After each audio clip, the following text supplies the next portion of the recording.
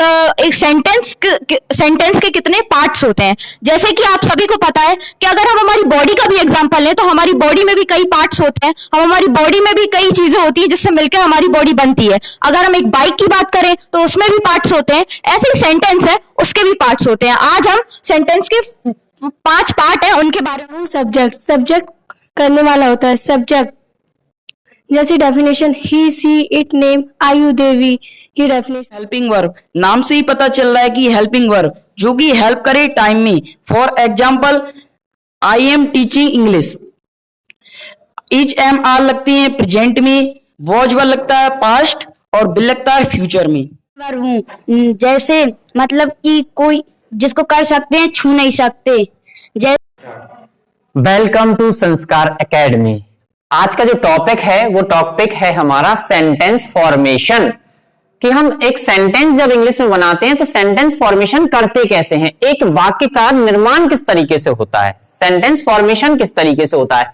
There are 5 things which are necessary to make a sentence. एक sentence को बनाने के लिए हमारे पास कितनी चीजों की आवश्यकता होती है? 5 चीजों की।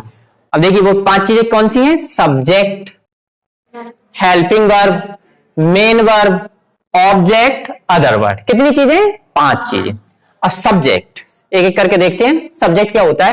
देखिए एक सेंटेंस में जो भी काम को करने वाला है वो सब्जेक्ट होता है। जैसे अभी मैं बात करूं कि मैं क्या काम कर रहा हूं, आपको पढ़ा रहा हूं, आई एम टीचिंग यू, तो पढ़ाने का काम कौन कर रहा है? आई। तो आई क्या हुआ? सब्जेक्ट, है ना। जैसे इसको मैं ऐसे बोलूं कि आप मुझे पढ़ा रहे हैं, यू आर टीचिंग मी, तो करने वाला कौन है? यू। तो यू क्या हुआ? सब्जेक्ट, है ना। राधा गाना गा रही है, तो गाना गाने का काम कौन कर रहा है? Radha. Radha is singing a song, तो राधा कौन हुई? सब्जेक्ट। तो जो भी करने वाला है वो सब्जेक्ट होता है। अब हम बात करते हैं हेल्पिंग वर्ब। हेल्पिंग वर्ब नाम से ही लग रहा है जो हेल्प करे। अब किस चीज में हेल्प करे? जो टाइम बताने में हेल्प करे। बात समझ में आ रही है बच्चों? हाँ, जो टाइम बताने में हेल्प करे वो हेल्पिंग वर्ब होती है। जैसे इज, एम, आर लगा है तो पता चलता है प्रेजेंट की बात हो रही है। वॉज वर्ब लगा है तो पता चलता है पास्ट की बात हो रही थी। बिल लगा है तो पता चलता है फ्यूचर की बात हो रही है। तो हेल्पिंग वर्ब हमारी हेल्प करती है। आगे है मेन वर्ब। जितने भी करने वाले शब्द हैं, एक्शन वर्ड्स हैं, वो क्या कहलाते हैं? Main verb.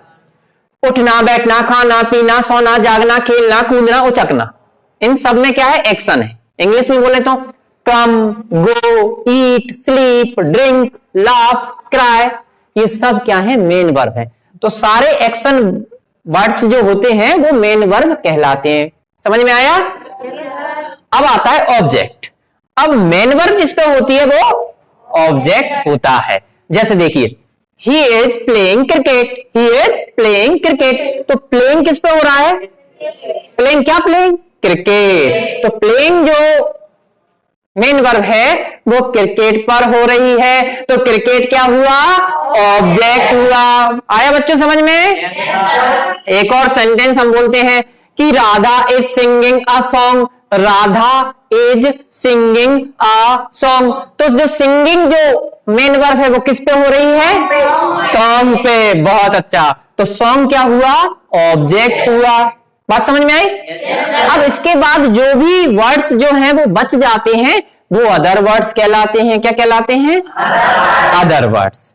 तो एक अभी हमने एक एक को देखा कि सब्जेक्ट क्या होता है, सब्जेक्ट क्या होता है, हेल्पिंग वर्ब क्या होती है, मेन वर्ब क्या होती है, ऑब्जेक्ट क्या है, अदर वर्ड क्या है। एक सेंटेंस लेते हैं कि he is playing cricket in the ground, तो he is playing cricket in the ground, तो ही क्या? करने वाला। करने वाला कौन? सब्जेक्ट। इज प्लेइंग, इज क्या बता रहा है? कि प्रेजेंट में कोई खेल रहा है, टाइम बता रहा है, तो इज क्या है? Helping verb. प्लेइंग एक एक्शन वर्ड है, प्लेइंग एक एक्शन वर्ड, प्लेइंग खेलना, वो क्या है? Main verb. अब प्लेइंग किस पे हो रहा है? क्रिकेट पे। क्रिकेट क्या हुआ? ऑब्जेक्ट। इन द ग्राउंड, बचे हुए जो वर्ड्स हैं वो कौन से हैं? इन द ग्राउंड, तो इन द ग्राउंड क्या हुआ? Other word. बात समझ में आया? एक प्रैक्टिकल करके देखते हैं। देखिए, मान लीजिए मैं बोलूं कि आई एम ईटिंग फूड। क्या? आई एम ईटिंग फूड, तो यहां पे करने वाला कौन है? आई। एम क्या बता रहा है? कि प्रेजेंट में आप खाना खा रहे हो, तो एम टाइम को बता रहा है, तो एम क्या है? Helping verb. आई सब्जेक्ट करने वाला होता है वो सब्जेक्ट, आई सब्जेक्ट हो गया, एम क्या हो गया, हेल्पिंग वर्ब। ठीक है, ईटिंग, ईटिंग क्या हुआ, मेन वर्ब। अच्छा, ईटिंग किस पे हो रहा है, फूड पे। ईटिंग किस पे हो रहा है, फूड पे। तो फूड क्या हुआ, ऑब्जेक्ट। जिस पर मेन वर्ब होती है, जिस पर एक्शन होती है, वो क्या होता है, ऑब्जेक्ट। तो फूड क्या हुआ, ऑब्जेक्ट। बात समझ में आई? अब आप भी प्रैक्टिकली करेंगे और सेंटेंस बनाएंगे तो आपको ये फॉर्मेशन समझ में आएगा कि एक sentence subject, helping verb, main verb, object, other word से बनता है। लेकिन आपने अभी तक सीखा, किया नहीं है। कोई भी चीज सीखने के साथ साथ करना पड़ता है तभी आती है, तो प्रैक्टिकल करना है आपको। ठीक है, कुछ बच्चे अभी प्रैक्टिकल करेंगे इसका और सीखेंगे। हर चीज किससे आएगी, हमें करने से। क्रिकेट खेलना सीखना है तो सीखने से नहीं, क्रिकेट खेलने से आएगा। इंग्लिश बोलना सीखना है तो सीखने से ज्यादा बोलना है, तो प्रैक्टिस करेंगे। कहा जाता है ना, practice makes man perfect. Practice ही हमें परफेक्ट बनाएगी। तो प्रैक्टिकल करें, इन चीजों का आप प्रैक्टिस करें और you will improve your English. ठीक है, अब बच्चे प्रैक्टिकल करेंगे।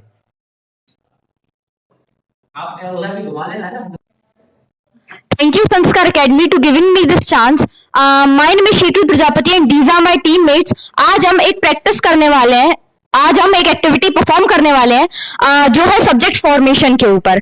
आज हम बात करने वाले हैं एक सेंटेंस के कितने पार्ट्स होते हैं। जैसे कि आप सभी को पता है कि अगर हम हमारी बॉडी का भी एग्जांपल लें तो हमारी बॉडी में भी कई पार्ट्स होते हैं, हमारी बॉडी में भी कई चीजें होती हैं जिससे मिलकर हमारी बॉडी बनती है। अगर हम एक बाइक की बात करें तो उसमें भी पार्ट्स होते हैं, ऐसे ही सेंटेंस है उसके भी पार्ट्स होते हैं। आज हम सेंटेंस के 5 पार्ट है उनके बारे में बात करने वाले हैं। तो आज हम बच्चों ने एक एक्टिविटी तैयार की है, तो आज मैं बुलाने वाली हूँ रोहिणी को, जो कि सब्जेक्ट का रोल प्ले कर रही है। मैं हूँ सब्जेक्ट। सब्जेक्ट करने वाला होता है सब्जेक्ट। जैसे definition he, she, it, name, आयु, देवी, ये definition. For example, I am cooking food, मैं खाना पका रही हूँ। तो खाना कौन पका रहा है, मैं पका रही हूँ। आई क्या हुई, subject. Second example is she is drinking water, वह पानी पी रही है। तो पानी कौन पी रही है, वह पी रही है। सी क्या हुई, subject. Third example is you have eaten rice, तुमने चावल खा लिए। चावल किसने खा लिए, तुमने। यू क्या हुआ, subject. I would like now helping verb के लिए I would like now helping verb के लिए I would like to invite Anuj Raghuvanshi. Now helping verb के लिए बुलाऊंगी आई would like to Anuj Raghuvanshi.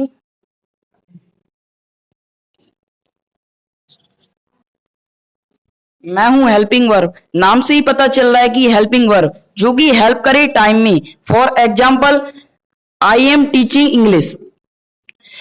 Is, am, are लगती हैं प्रेजेंट में, वॉज वर्ब लगता है पास्ट और बिल लगता है फ्यूचर में। Thank you. मैं बुलाना चाहूंगा मेन वर्ब को।